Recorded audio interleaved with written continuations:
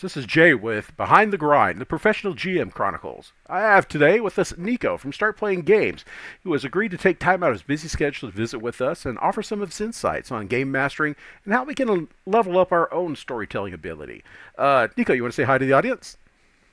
What's going on, everybody? I'm really happy to be here. Thank you very much. Nico has well over 900 games under his belt right now, and has been doing this for a while, both as a professional and, as I understand, a full time GM, and has done a things that many of us wish that we could do.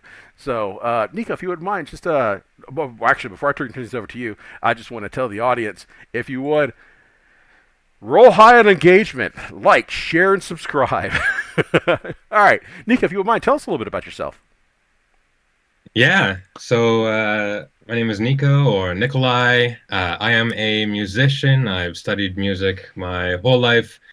Went away to university to kind of study some classical. Got a little bit bored of that. Came back home and started studying jazz and pop. Got really into soul and funk music and played with tons of bands in from Halifax, Nova Scotia, where I'm at here. Very cool.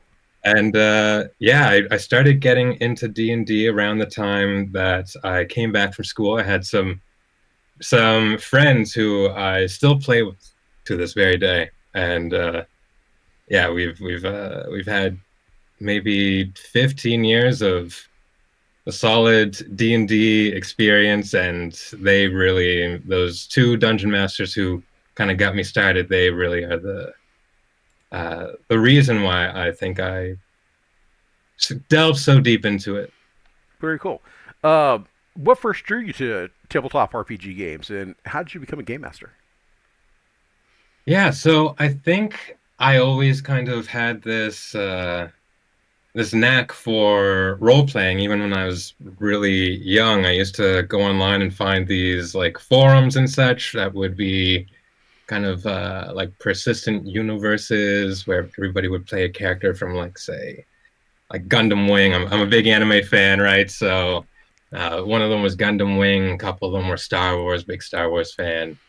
And I had always, through the years, kind of heard about this game D&D and realized that a lot of video games and such that I played were kind of from that. So when I got home from university, sort of studying home here, uh, actually the bassist who I always played with in high school, he invited me over to play with, his god brother, and those are the guys that I'm, still really tight with. Mm-hmm. They really got me into the idea of playing in these campaigns where there's a lot of development, a lot of kind of like, I don't necessarily mean like mechanical leveling up development, though there was plenty of that over the course of, 6, 7 years in the campaign, but more so like the narrative side of trying to discern truly who your character is and what their purpose in your game world is. Okay. And how'd you get into being a game master? That's a good question. So I think I've always kind of enjoyed this sense of world building, and maybe the other thing is control. I understand. A lot of people won't admit Yeah, it, but I appreciate you do. yeah, yeah. I wouldn't necessarily call myself like a control freak by any means, but I think I like the idea of being able to direct and host an experience for people. Very cool. Very, very cool. So, do you remember the first time you started running a game, and how did it go for you? Yeah, I don't remember it going too poorly. It was just kind of like a little one-off session where a lot of the players were new. I think it was just a pretty impromptu little get together. And yeah, we just played like a little one shot. And I remember thinking to myself about all of these like little details. I'm sure a lot of us do. Like, what I do in this situation, what do I do in this situation, or do I need, like, what all should I have prepared? And I just also remember this sense of a lot of that coming into play, being very grateful for a lot of that thought process, and really most of it not. Most of it not coming into play. Yeah. All So right. it went pretty well. I feel like we all had some fun. We did it again, and so that felt like a good sign that I was doing all right.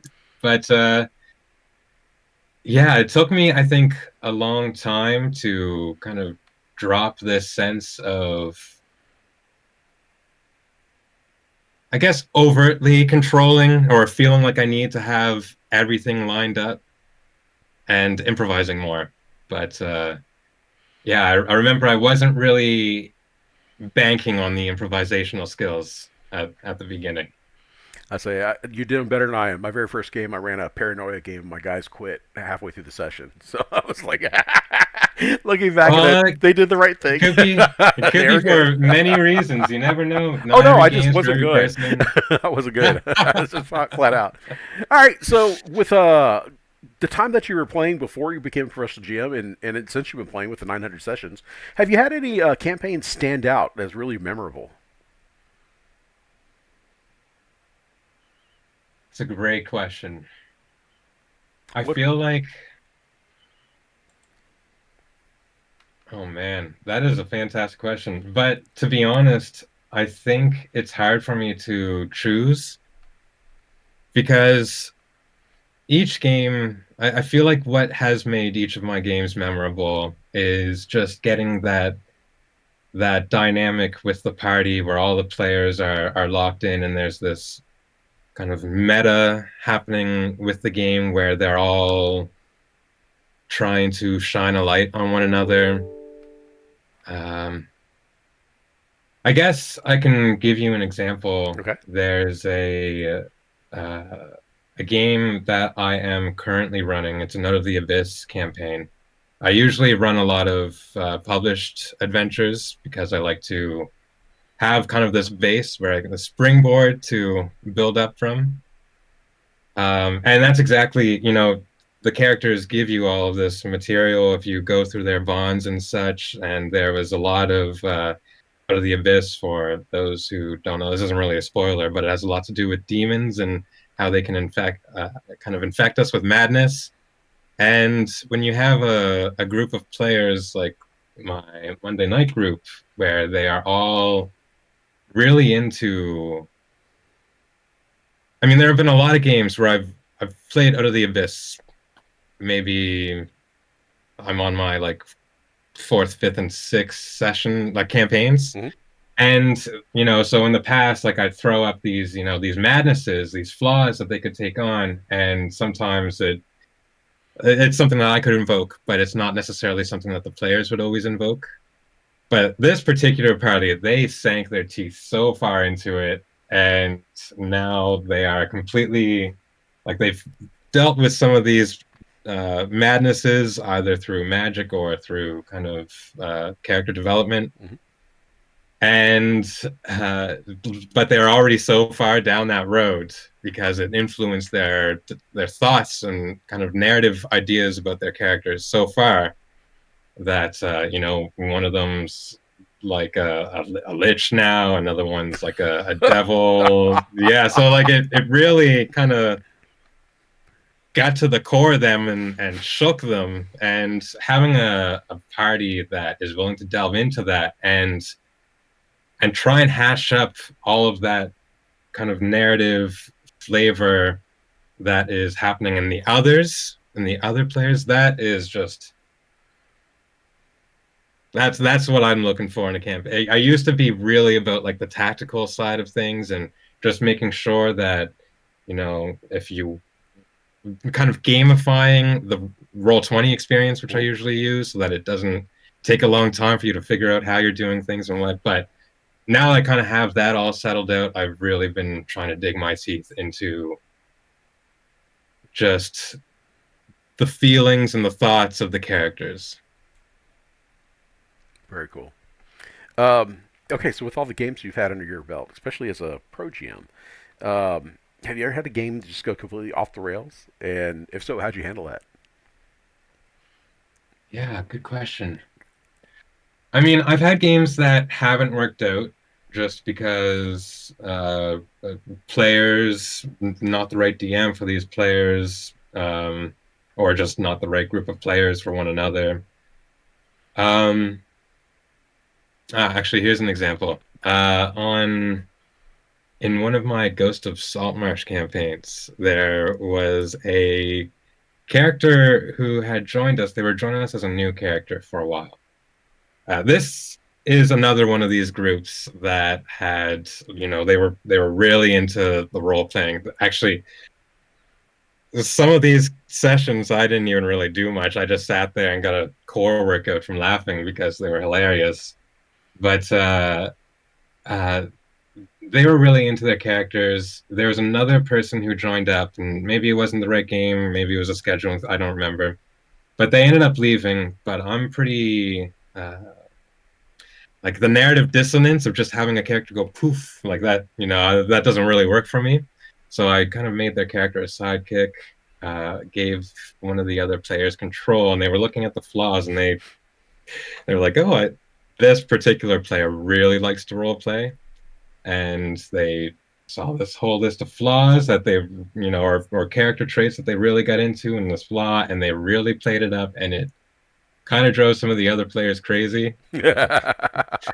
But of course, like they are really good friends, so like like they're like, oh my god, I hate this guy. And they're the sidekick character. It ended up pretty dark because while they were on a ship headed back to town, uh, just like a session before this character would have been gone because they were back in town and they could have messed off, right? They decided that they were just so annoying because of one of these traits that the other guy was playing up that he just had to go. And so they planned his murder, him and one of the other players. I was talking to the other Oh. one later, and it was just I was like having an out of body experience. I don't really know what's going on. So they killed this character, didn't really cover it up.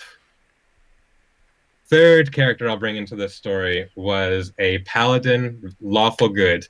And they figured out what happened. And I was going to say I really took them to task when they got back home, but Salty Bob took them to task when they got home. And so he had them all like zone of truth. There was a whole session that was like a court trial, and both of them were sentenced to uh, pretty much life. I can't remember exactly what they were sentenced Gosh. to, but it was like a TPK that wasn't a TPK because the paladin was like, "Wow, I have to get out of here. Like this is messed up." So that's another character gone. Another character also decided they were leaving because he just wanted to play a new character, and the one character of the five that was left, uh, he kept playing the same character, but his original character had just died like 2 or 3 sessions before that. So I remember the session where they were killing this character, and I was how does this happen narratively? Because I know that they're just like worked up and they're just like, getting riled up and bouncing off one another. And I took the week and I was like, okay, like, they arrive at home. What is going to happen? Came up with an idea. And it actually ended up being a very rewarding experience in that second one because we really kind of paid it off, kind of these endings to these characters, even though, some of them were not ideal, right? Getting sent to prison for two of them.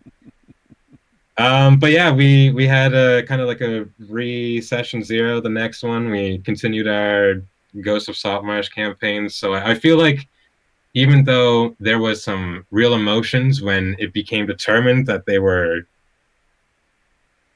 going to be taken to task for this crime that they committed, it really ended up being a valuable role playing and narrative decision, kind of story that we were able to play out. Very cool. Very, very cool. Okay, so as a game master, who or what has inspired your approach to game mastering when you first started? Have you had any heroes? Anybody you want to give a shout out to? Yeah, I mean, I mentioned earlier just two of my best friends. I'll just say their first names, Jay and Emma. Uh, Truly fantastic dungeon masters. Like I had played a couple of little games with people who were great improvisers and such, but the way they really were able to build their own worlds and narratives and uh, make me feel like I was truly a part of that world. Uh, yeah, they're definitely a big part of why I am doing it professionally right now. Very cool. Other than that, though, I guess I would say more recently, I was never really like a critter, like a critical role Hmm. person, but I do think there's a lot to be learned from people like Matt, but particularly who I think I like is I think it's Brendan, or is it Brennan? Brennan Lee Okay. Mulligan. I find his style, his character, not necessarily at all something I'm emulating, but just his mind is it seems very quick, you know? Yes, that is a great way to describe it. Yeah, he seems incredibly intelligent, and I think that is something that as dungeon masters we should all be trying to hone our vernaculars, our dictions, our what we read. We should try and always expand on just the things that we think about because D&D, you're going to end up with the craziest Google searches, right? Like, so if you can think critically about things and quickly, swiftly about things, that's something I would like to get better at. So, Brendan Lee Mulligan for sure. Fair. Okay, we're gonna pivot a little bit and let's switch our questioning now over to your philosophy on game mastering. Okay. Okay. So the first question I got is how do you balance narrative storytelling with player agency? Narrative storytelling being railroading or telling what's happening versus player agency's free will. How do you handle that? Yeah. Yeah, so I mentioned I play a lot of the published adventures.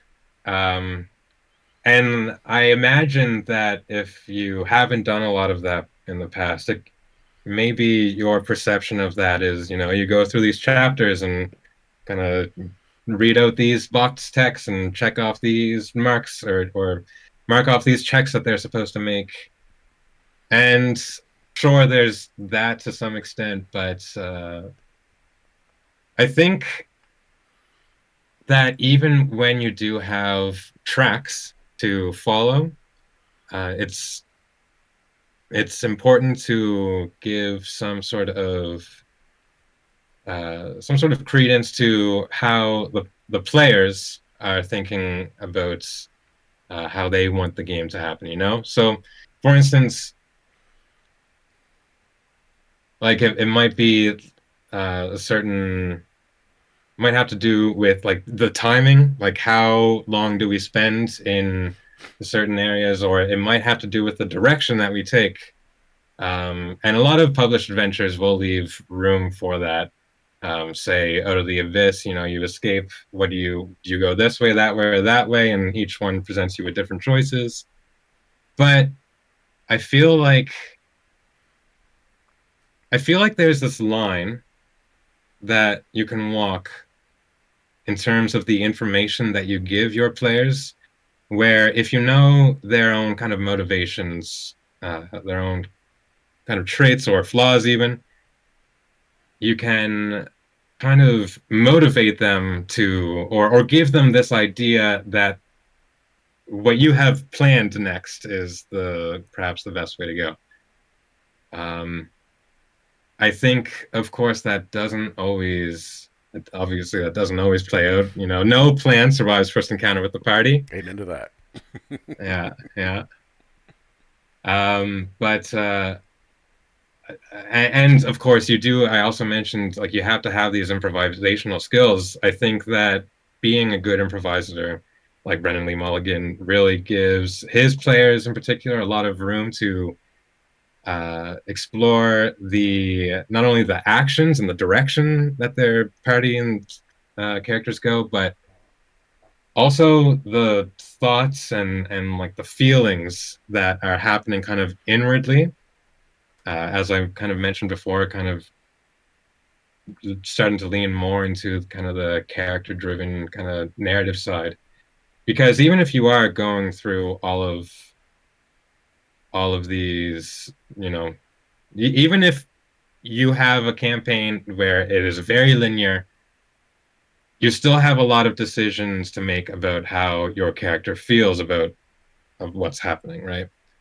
So, yeah, I do personally think it is very important to have a lot of player agency, and if that means every now and then you need to have the quantum ogre, pop up, this thing that you had set up over here, but you can kind of reflavor it like that. Like that's all good. Like that's what you should be doing because you can still make the players feel like they are having uh, a lot of agency or effect on the way that the narrative of the game is going. Okay. So, with as many games you've had under your belt, I know you have players come in and out of your game quite frequently. People sign in, stick around for a little bit, leave, as it goes. But Yeah. have you ever run into like disruptive players, and what was the nature of their disruption? How did you handle that? Yeah.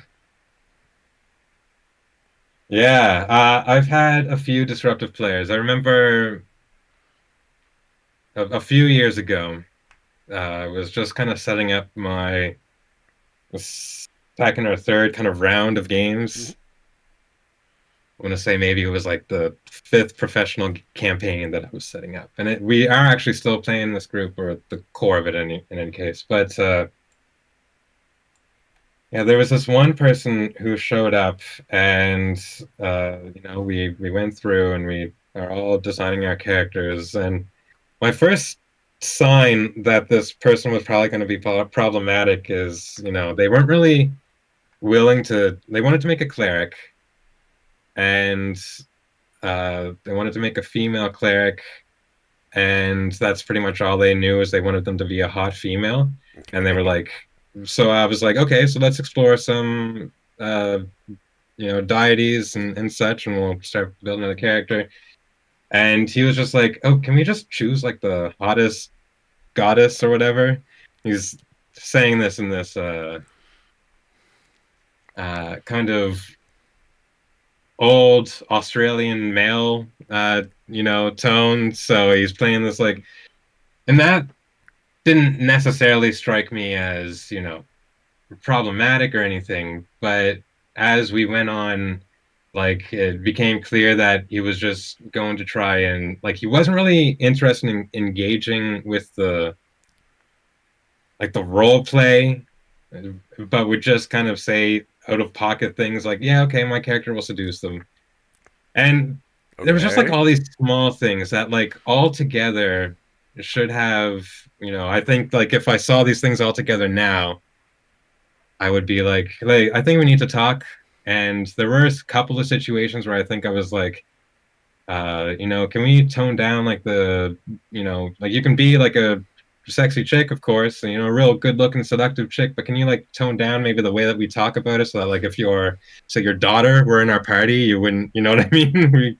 We wouldn't feel like you wouldn't feel like an asshole, or maybe you wouldn't feel like an asshole, but in any case, it took me way too long to kind of realize kind of just how much better the game would be if I just cut ties with this person, kick them out and cut ties.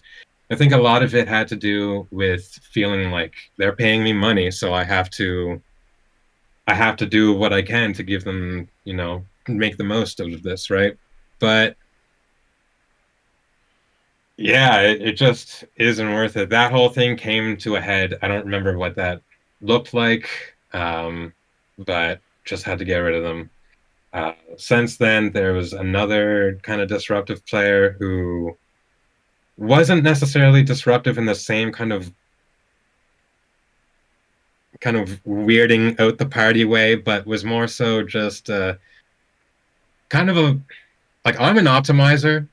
This guy was a munchkin. Okay, Okay. if you kind of see where I'm going with that. So he was always trying to take advantage of every little thing. And there were a lot of discussions where we had, and he would always be like, he would like try, like, if you're trying to rules lawyer, I think there's a place for that. And so like, we go a little back and forth, and then I make my case. And then sometimes it just takes us like I have to do it again or again.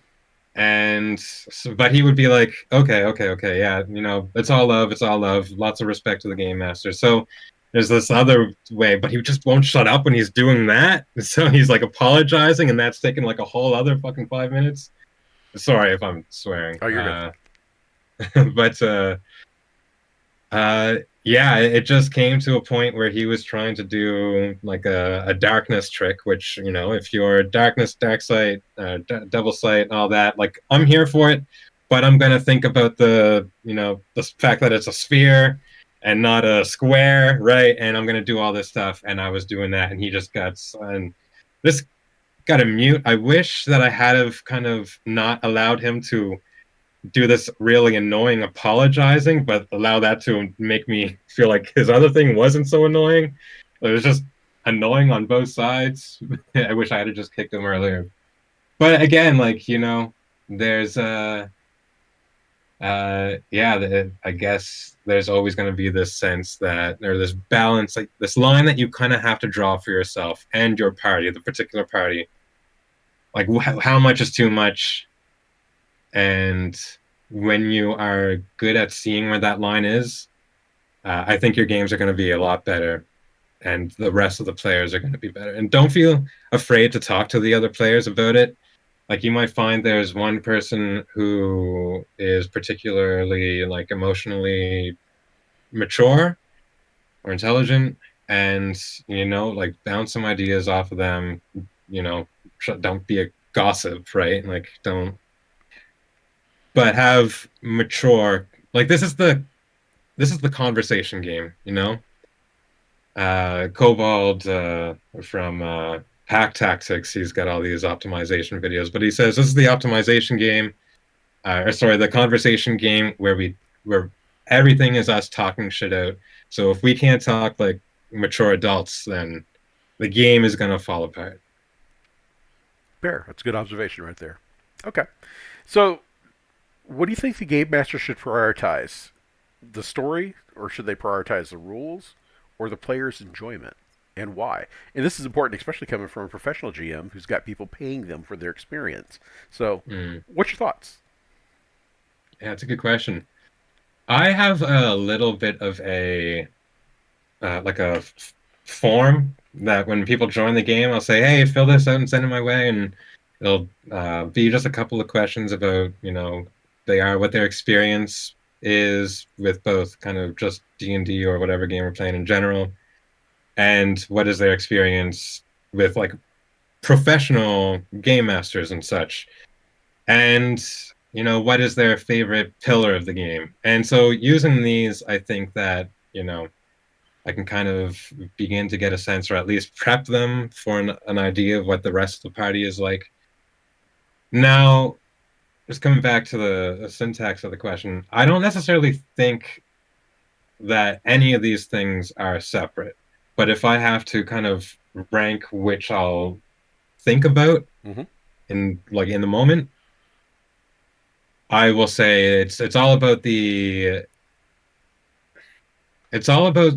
I want to say the enjoyability for the players, but there's something else to it because it's not necessarily enjoyable to be going through a very kind of intense moment with your character where maybe maybe I can change my answer to the payoff, Okay. right? Because I mentioned that other campaign where it kind of went off the rails and I had to do like this whole court thing. I don't think that I think that there were moments there that weren't necessarily in I mean enjoyable, but like when you're watching like a really intense thriller and like you're glued to it and you're wondering what's going to happen, are you enjoying that? Is that like a sense of you know what I It's mean? that slow burn thing going on. I understand. Right. Right. Yeah. I think it's about like the investment and the payoff. So, enjoyability, I guess, comes from the payoff. Um, I feel like the rules. have to fit in there because uh, I, I mean, we're not, if we have a different idea of how the rules are working, we're essentially not prepared to play the same game. You know what I mean? Hmm. So I feel like we use the rules, of course, to get this payoff. Um, we we have these challenging encounters so that we can get the payoff and enjoy our accomplishments as characters as a party. The narrative, yeah, like that ties right in there. Like the the narrative is the payoff. Like the narrative is like everything we went through to get to the moment where we either have overcome the challenge or hopefully not failed. But so yeah, I guess it's hard for me to split the three, and if I can provide a different answer, I will say the payoff. Fair enough. I'm good with that. All right. So this next question is your most controversial question we're going to ask during this session. All right. How do you feel about fudging dice rolls as a game master? I knew this one was coming, and I was about to like mention it. You know, Ta-da! yeah, yeah. I was about to touch, but I was like, nah, he's definitely going to mention this question specifically. Uh, I feel like I probably fudge a die roll once or twice a month. Um, it's a tool, right? Mhm. It's one of the tools that we have to make sure that we're working towards an appropriate payoff, right? So for instance, if we're having a really tough encounter and it's like a pivotal moment that we've been building out towards, and the question is, will we succeed in this boss fight or not? Like I probably won't fudge the die roll because love it or hate it, like there's a payoff in the failure, right? But there's also like there's instances where that just doesn't work. Like uh, random encounters is an easy one to pick on because I think a lot of people's conception of random encounters is, oh, if we die to this, it's going to be so, where's the payoff in that? It's just a random thing. And if it is truly just a random thing, like there should be consequences if they decide not to handle it smartly. There should be consequences to it. But if they handle it smartly and they just rolled really poorly, and for whatever reason I'm critting and I'm critting and I'm critting and they're just rolling poorly, I will consider whether or not that is the way I want it to go, right? And I don't necessarily limit myself to one a month, but it's not the first lever that I'll pull back on, you know what I mean? I understand. There Fair might be enough. other things that I will do to make the experience a little bit easier. All good. All right. We're going to I should sidestep. actually just Go mention, ahead. I if there is a situation where a player is new, and because I run XP, so chances are this player, just because I don't want this player to come in, everybody else is level 13. And so I've all of a sudden got a fifth level 13 person. I'd rather if that person was closer to like level 10. I'll give them a couple other bonuses to kind of make it up, but the mechanics, I would rather just be. And so that means they might have a little bit less health. And, just because they were trying something out, I don't want, you know what I mean? So Hmm. that might be where I use that fudge roll or something like that. But yeah, it comes back to the payoff for me. Very cool. All right. We're going to sidestep to another set of questions here on crafting worlds and narratives. But before that, I want to remind the audience out there to make sure you roll high on your engagement. Please like, share, and subscribe. We want to see this thing grow. All right. So you've described how many games a week do you run? Ballpark. Uh, s- um, 7. Okay. Out of those seven, how many of them are preset module type things, and how many are campaigns?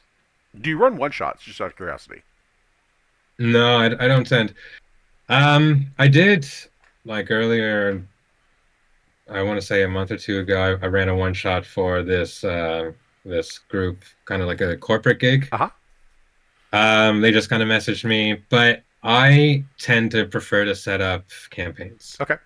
Um, so keeping that in mind, okay. So if you're running campaigns, and the majority of the campaigns are set up for modules, or do you have any of your home brews? So I will, as I mentioned earlier, I like to use the published Yes. adventures. I like when I can log into Roll20 and I don't have to bring this map in and do the dynamic lighting. Like I've gotten very good at doing that stuff, particularly, I was doing a lot of that. But now I'll buy the maps. I'll buy the adventure. I'll buy any extra maps I want. I'll buy any extra monsters I want. I want my thing to be for the most part set up, and then like I do a fair bit of home brewing. Like the Strahd, my party faced probably isn't the Strahd your party faced by a long shot. Um, but that being said, like I did start with you know, the Strahd stat block, right? Okay. All right. So I kind of take that approach to all of my campaign and adventure building.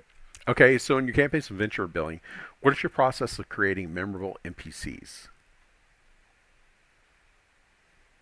That is a great question. So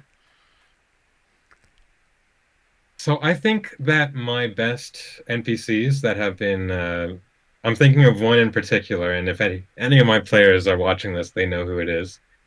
From any pretty much any game, minus one or two. But he was a player character of mine. Uh, so I kind of I've brought him into the game with this pretty fleshed out idea of who he is. Uh, and he doesn't necessarily have all of the powers that he did when he was a player character, but he has the same motivations, and same, you know, kind of same like general abilities and such, spellcasting and such. Uh, I think that what makes an NPC memorable is really kind of delving into coming back to like the character side of them, not necessarily the mechanical side of them, like, or what are they here? What sort of obstacle are they here to present? I would much rather ask myself, like, what do they want? How do they tend to get it? These same things that we see when we're building a character, we get these personality traits from our backgrounds. Like, dive right into that. If it's a character you really like, I had a backstory written up for this character, right? And so it became really easy when they're role playing with him to live in that character. And even when it's a person who I haven't necessarily made myself, if it's like uh, one of the motley crew from Out of the Abyss, like I will tend to like I've run that campaign, 5, 6 times now. I'm in the five and sixth one right now, and so I've had opportunities to really also think about who those characters are and role play them before and kind of reimagine them. So I really think that it really just comes down to if you want a memorable NPC, role play them and think about how you role play them, like outside of the role play, like write something up, even if it's just a short little something. Okay. Very cool. All right. We're gonna do a 90-degree turn now. We're going to ask a series of questions now for Pro GM. So these are the series of questions that I've collected from other people who are wannabes like me that would love to ask questions for pros like you to try and get some insight. So the first question I got is, what does the day of a Pro GM look like? That's a great question. I feel like probably a bit different for me. I'm pretty in a routine right now. Mentioned I am a musician, I'm a drummer, so I wake up, my fiance is getting ready for work. We have some tea. I help her get out the door. I work from home, so uh, I if I don't have a game throughout like earlier in the day, Hmm. I will, finish my coffee, meditate. I'm pretty vain, so I do a little bit of gua sha and such. I will I will drum for an hour. I practice singing, and then I get myself some lunch or exercise and get myself some lunch, and then afternoon comes. Right now, I'm usually spending a lot of time on it's tax season, right? So Hmm. that is something you all have to think about. Tax season. You got to do that shit yourself now. But you know, the afternoon is where I will like if there's a show that I have to get ready for, I'll, work on just more practice or getting my games ready. Yeah, the afternoon is usually when I'm getting ready for the game in the evening or just kind of doing whatever tasks are, whatever's on my to-do list that gets tackled in the afternoon. Okay. And Uh, then I usually have a game in the evening. Uh, but not necessarily always the case. Sometimes I have to rearrange my evening and my afternoon if I have a game in the afternoon. But yeah, that's essentially it. okay. So, what kind of challenges do you face as a pro GM? What kind of issues stick with you and stuff? I guess as you're trying to set things up, trying to prepare, burn out. How do you? What kind of challenges? Hmm. Challenges, man. I mean, our socioeconomic state is a challenge. So, that's it's just, it's just that. I mean, I feel blessed to be able to do what I do and pay my bills doing that. It's I don't think many people are gonna become rich from professional GM. Uh, but it allows for me, what it has given me is the ability to control my time, work on my music, and when I need more money, I can set up more games. And uh, like it yeah, I don't really know. Like, it is tough, of course, getting players and getting a new game off the go, especially if you don't have almost 1,000 games hosted.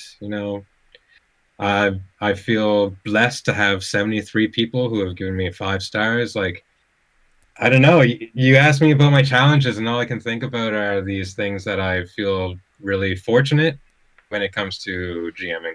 Dude, that's awesome. Yeah, yeah. It's great. I mean, I love this job. Like, I have made so many friends, clients who are truly like best friends. I am grateful that they return to me every week. I am like some of them for years, like 3, 4 years. Um, Challenge, it's burnout. You talk. It's easy to get burnout, but like if I were going in for my 9 to 5, which for me, some people that is what is going to work for you, but that is never what I wanted, and that would be burnout for me every single day. And so when I think about burnout, I just go and I think about the game that I have to do next, and I get excited for it. You know, um, Challenges are always going to be present because personally, this might be controversial for a lot of people, but capitalism sucks, unless you're a capitalist, which is to say a multimillionaire, billionaire. But if you can find a way to just eke out a livelihood doing what you love, then that's a blessing. It is a blessing. Absolutely. Okay. So you talk about how much you love your game, which brings up an interesting question. how do you have you had a perspective change? I mean, do you enjoy GMing as much now as a pro GM as you did when you first were doing it for free way back when with your friends? Hmm. Um, yeah. I mean, I'm wondering if I enjoy it more now. I mean, yeah, I do. Um, maybe I don't when I have to think about, one of these problem players that I mentioned, Mm-hmm. but you get rid of them and the game becomes better. Like all sorts of just recreational GMs. I don't want to say casual or recreational, but non-pro GMs.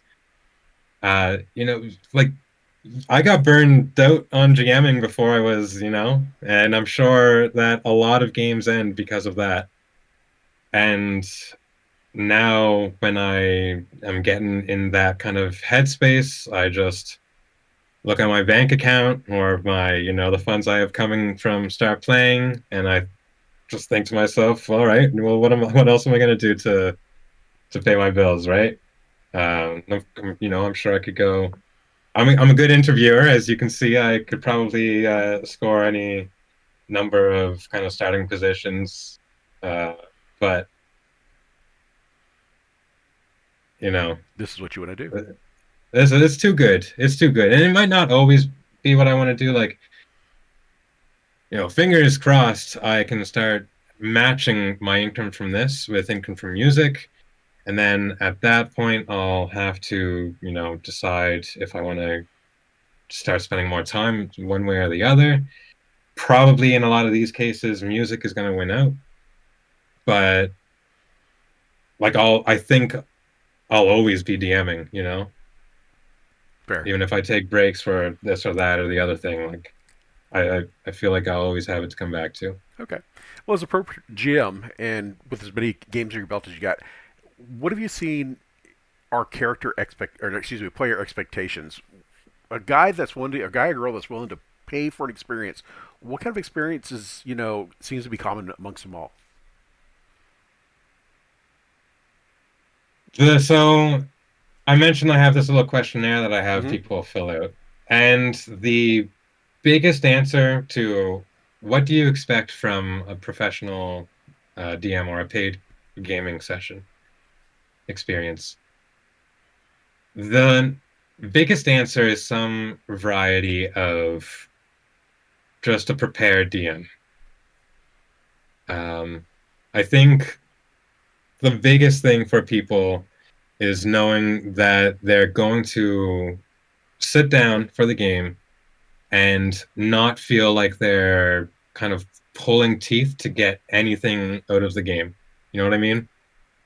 I've sat down at a couple of tables, paid or otherwise, and just had DMs who seemed like they were catching up on the reading or just looking and trying to sort out all of the maybe like the stuff on Roll20 or whatever VTT they're using. Um, I think people want to know that they're going to sit down for the game and it's going to move forward. Okay. Does that answer your question? Yeah, it I got does. lost in the sauce there. No, you're doing good. So I guess the other question is, as a professional GM, what kind of tactics or tricks or methods do you use to create a sense of immersion for your players? Right. So on Roll20, I did kit it out so that, you press your token and actions pop up here. You press that and it goes through. You don't necessarily have to say, okay, I'm going to have to load up my character sheet now. Wait for that. Okay, here we go. Oh, which one did you want to get? You know what I mean? So I think that music, of course, is a good one. I have a subscription to Sirenscape, um, which I've found very, very cool. Um, their sounds inside of Roll20 or inside of other VTTs. Uh, the Immersion for me, like Roll20 has been helpful because you can set up things like the dynamic lighting. You can set up handouts to give people like a literal picture of what's going on. Um, I think that avoiding any obstacles that kind of take you out of the game. So like if you have to think about how do I play this, how do I roll this, instead of I just want to do this, it's my turn, boom, there's your attack. I feel like the longer you have to wait, maybe more, that takes people out of immersion. Kind of touching back on my last answer, just kind of being prepared and having a way to make sure things just happen quickly. Not necessarily happen quickly, but happen fluidly. Okay, that makes sense. All right, so we're switching over to the role of the online GM in the TTRPG community. Okay, so philosophically speaking, what do you think is the biggest challenge facing game masters in the modern TTRPG community? Facing game masters in the modern TTRPG Oh, community. pro game masters, excuse me. Pro game masters? Yes.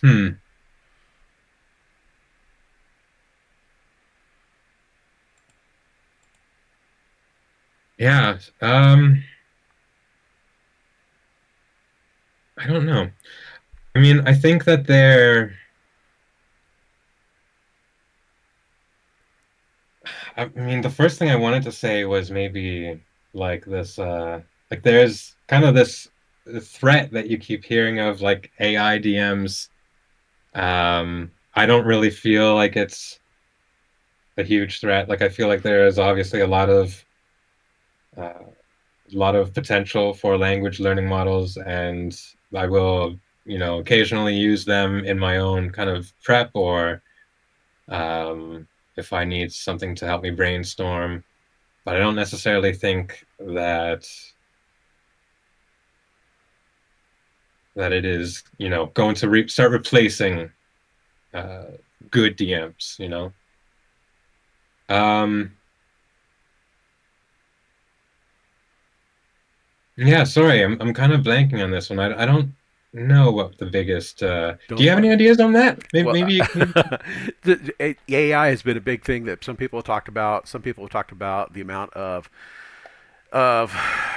D&D or role playing webcasts that are out there, webisodes and things of the sort. So it's don't sweat it. It's like I said, not everybody's going to be able to address all these questions. And if you haven't seen these things as an issue, I think that's something that's really good for you. That means that you're keyed in and focused, include just on what you're working on. So it's all good, man. As long as and you're obviously being successful doing this, Yeah, it's all yeah. fine. I mean, paying my bills. I'm paying my There you bills. go. All right, so what do you feel about the responsibility of representing diversity and inclusion in games, specifically at your table as well as actually in your scenarios?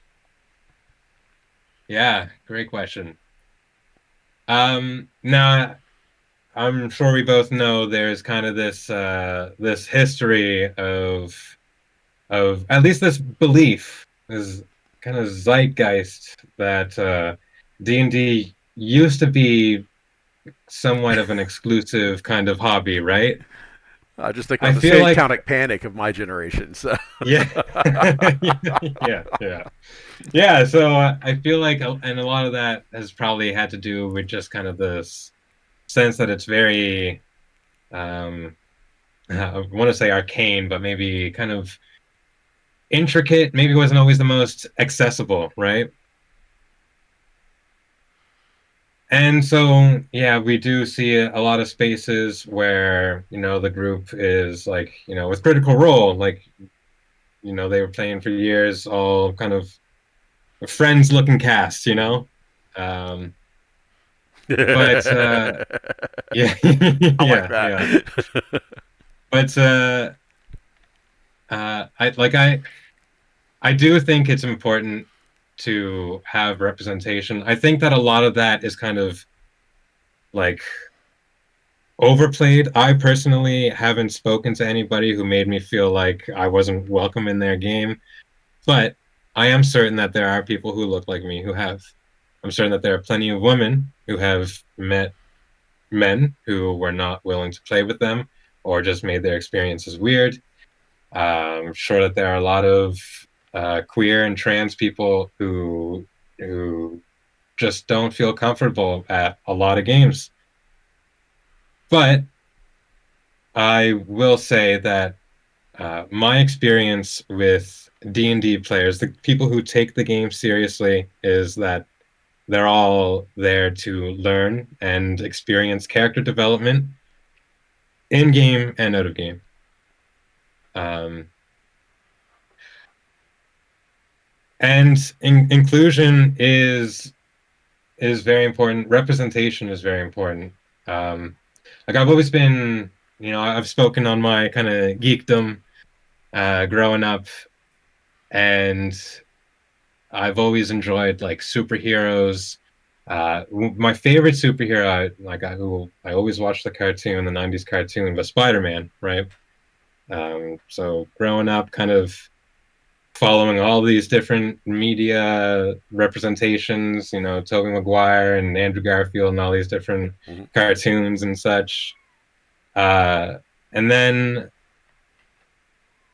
uh, into the Spider Verse or whatever the first one came out, and I had heard, here and there about this, this younger, newer Spider-Man, uh, Miles Morales. I wasn't really like a comic reader, right? So I hadn't really much experience with him. But when that movie came out and he's going through, and I'm enjoying the movie, but then I don't want to ruin it for anybody, but you know, he he figures his shit out, and he's got the costume. He's got his costume, and it fits him, and he's swinging, and he's slick, and he's fluid, and he's doing all the Spider-Man things, and he looks like me.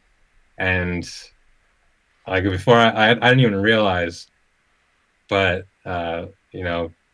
Kelsey, my fiance, she, looks over and kind of exclaims, and I'm just bawling. I'm there bawling my eyes out, right? And yeah, that was very powerful for me. And I feel like the more of that, the more we can kind of make people feel like they're represented before they have to kind of be hit with it all at once. Like that was a strong, that was a powerful and a good experience for me. But maybe it would have also been healthy for me to see more superheroes and yada yada that I identified with, you know, when I was younger. Very cool. All right, last question. What is your vision for the future of tabletop RPGs, and how do you see yourself contributing to that evolution? Wow. TTRPGs are hands down the best type of game, if you ask me. Uh, but no, like, like I stand on that. I think, like, I was gonna say D&D, but I've gotten really into some other, TTRPGs. Mm-hmm. City of Mist is really cool if you haven't heard of that one. But TTRPGs that allow you to do what you want and express yourself and hang out with people who are vibing with you, meet up regularly, you know, like there's just something so powerful, very therapeutic, socially enlightening. I think that I want them to be more widespread. I want more people to be like, oh yeah, no, I've played D&D before, not just, oh, I've heard of that. It sounds cool. Because I feel like I feel the same about D&D as I kind of do about meditation, in that if you're doing it the way that works for you, like how like it can only be good for you. Like it can only teach you more about how you think about your relationships how you think about your own personal drives and motivations, like everything that goes into a good character has already gone into you, right? And if you haven't spent a lot of time kind of honing who that character is for yourself, then you end up becoming kind of whatever you became by on autopilot, you know? Um, so yeah, I want to see more people involved with D&D, ju even if they don't always play it, just because I think that games like TTRPGs or something else that allows you to be creative, be social, be thoughtful. We all need those practices, no matter how those come. Totally agree. Totally agree. Nico, that's all the questions I've got. I would, if you mind, take a couple of minutes. If you want to plug yourself, plug your band, plug any events that you guys got going on out there, your games. Take some time just to plug yourself. Yeah, no doubt. Yeah, so well, in terms of, game mastering, I do have a few tables with open seats. If you go to startplaying.games, you can find me as Nico. I'm the dude with the afro. And So other than that, jealous, by the way. So yeah, jealous. you know what? I get that a lot. I'm sure you do. But yeah, if you like music, if you like music, well, who doesn't like music? Uh, I tend to do a lot of R&B, funk. A lot of the stuff that I'm planning to release soon is going to be rock based. I'm probably going to get a little bit political here and there, as you can see through the interview. Uh, it's all under music by Nikolai. It's Nicolae. You can find that We'll have on links at the Instagram, bottom of the TikTok. in the body part underneath the video. Nice. Anything you send me, we'll make sure that the audience has access to that. Perfect. Yeah, that's perfect. If you go to musicbynico.com, actually, that's Nico, that's also it. And we'll get that link set up. Thank you very much. Very cool. All right, we'll go ahead and wrap things up. Ladies and gentlemen, thank you so much for tuning in. I think you guys would agree with me that Nico had a lot of really good points and observations, things that we can reflect on and unpack later on and grow. And speaking of unpacking, we really like communication. So if you would please, in the comments down below, communicate with Nico, communicate with me, ask questions. What do you guys want him to expand upon? What are some of the questions that we can ask other game masters that have them expand upon? So, Nico, thank you again so much for taking time to visit with us, man. Thank you. Thank you very much. I'm very grateful to be here. Happy to see you doing what you're doing. But guys, folks, we look forward to you seeing on our next episode of Behind the Grind, the Pro GM Chronicles. And again, thank you so much for plugging in. Thank you, and God bless.